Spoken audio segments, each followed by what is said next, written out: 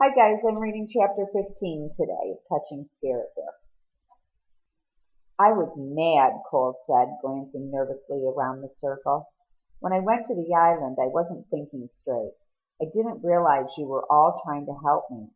I thought sending me away was just your way of getting rid of me. I went there just to avoid jail. Cole struggled with his words. I I know now I was wrong, and I know I can't go back to the island after what I did. That's okay. As he handed the feather to his mother, strong doubt showed in the eyes of the circle members. He had lied so often they were numb to his words now. I know Cole has changed some, his mother began, her voice surprisingly strong. Since the attack, I've seen a difference in his attitude. For the first time, he's talked openly with me. I don't know what should happen to him now. I feel like I'm just trying to pick up the pieces myself. She dabbed at her eyes. I just hope there are pieces left to pick up. She handed the feather on. As each member spoke, nobody argued for Cole's release. Even Cole's lawyer spoke in terms of a reduced jail term for good behavior. Each circle member expressed regret for what had happened.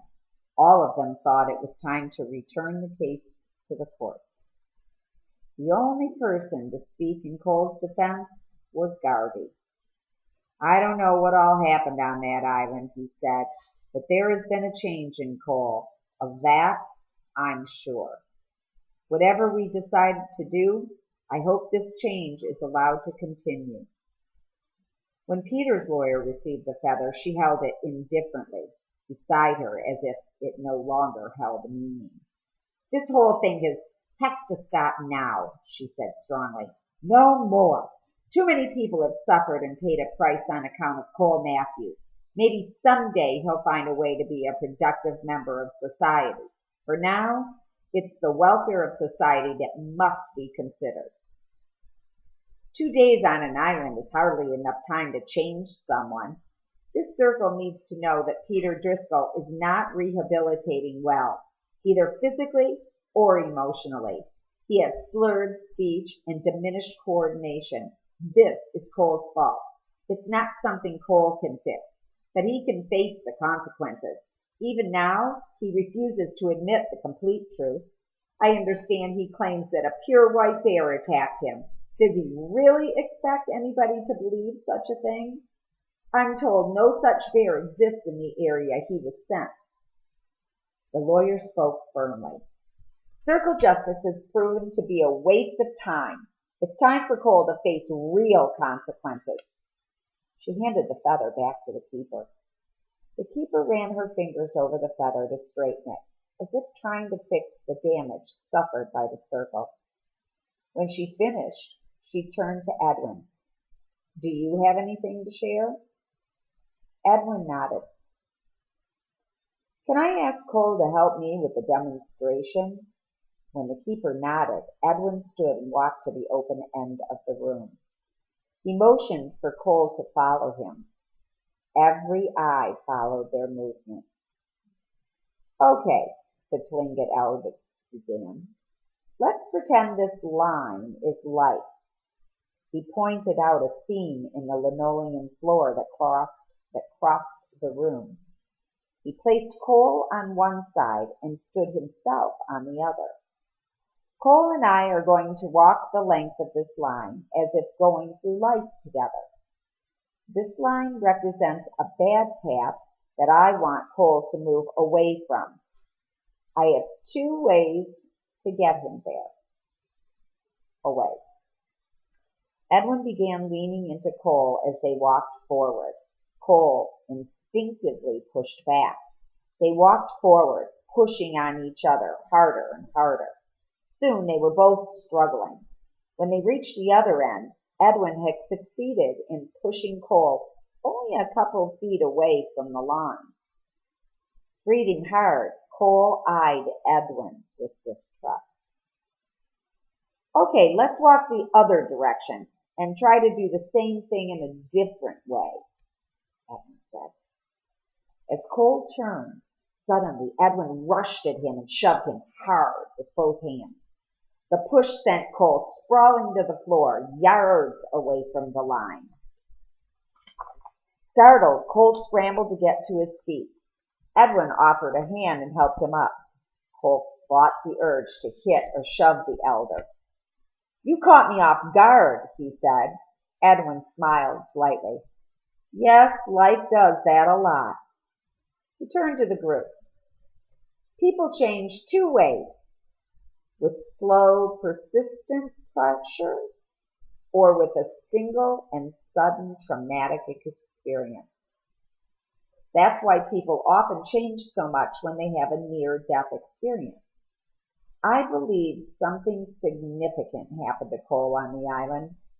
6 months ago, he would have come up off the floor swinging after a push like that." Edwin paused, rubbing his rough hand over his stubbled chin. "And yes, maybe people don't change completely overnight, but I do believe they can change direction overnight. Facing in a new direction is the first step of any new journey." "How can we be sure Cole has found a new direction?" the keeper asked. "We've heard this claim before. He still claims he saw a white bear. Isn't that proof he is still lying to us?" Edwin turned to Cole as they returned to the circle. "Did you see a spirit bear?" Cole thought a moment. He could lie, and they would all believe him. Or he could tell the truth, and they would all think he still lied. "You don't need to think about the truth," said Edwin. "I saw a spirit bear and I touched it," Cole blurted out. A thin smile folded Edwin's lips. "That should be all the proof you need," he exclaimed Peter's lawyer, although she no longer held the feather. "That should be the last time this circle needs to sit here and listen to lies." Edwin spoke. 3 weeks ago, the crew of a fishing boat returning to Drake, claimed they had seen a white bear on an island near where Cole was vanished. I might have questioned the report if one of the crew hadn't been Bernie. "Who's Bernie?" asked the keeper. Edwin waved a hand. "Just a friend, but I've known Bernie my whole life, and he's not a man to lie." "I don't care if there's a black bear, a white bear, or a yellow one with green polka dots," said Peter's lawyer. "What matters is that Cole broke his contract with the circle, and now it's time for him to pay. We give him chance after chance, and at the same time we tell him he has to face the consequences of his actions." The lawyer raised her voice almost to a shout. "No more chances!" Cole breathed slowly. He felt strong enough now to face whatever happened. He was strong enough to not blame anybody else. He could admit that he was no longer in control, and he knew he could tell the truth. But could he control his anger? Even now it smoldered. The keeper spoke with a rigid voice. "You can't just build another cabin, buy more supplies, and start over as if nothing happened. Circle justice isn't blind. It is about facing consequences." "Why don't we just send him away to Disney World for a year?" said Peter's lawyer sarcastically. "This time there would be no free ride," Edwin said. "If we send him back to the island, Cole would build his own cabin and pay for every penny of the supplies by selling things he owns and values. It would be much harder than before." The keeper spoke with resignation. "We have no way of knowing if Cole is over his anger." Cole motioned for the feather. "I know I had a chance once and I messed it up, so I don't expect to go back to the island." He shook his head. "Edwin told me once that anger was a memory never forgotten." He's right. When I was mauled, I didn't get over my anger. I still feel it, even now, sitting here in this chair. But I've also learned it takes a stronger person to ask for help and to tell the truth. I am telling the truth when I say I saw a spirit there. That's my dog making the noise. Sorry. During the following weeks, Cole mentally prepared himself for the inevitable. He imagined attending a trial and hearing the verdict. Guilty. He imagined being led in handcuffs from the courtroom and for the first time being locked into a real jail cell. The hardest thing was to imagine being locked up day after day, week after week, month after month. While Cole worked through his feelings, he exercised. For long hours each morning and evening he lay on his small bed, swinging his arms and legs, arching his back and stretching to keep his body from stiffening. Midday, he worked out on weights in the center group area. He found himself growing stronger, and he found that when he had angry thoughts, he could exercise himself into a sweaty frenzy until pain from his joints drove away his thoughts and left him spent. No amount of exercise, however, could bring strength back into Cole's right arm and hand. It was all he could do to lift a shirt. Garvey explained to Cole after the second gathering that the circle would continue meeting without him. He wouldn't say exactly why, but he did say that Edwin had remained in Minneapolis to attend the meetings.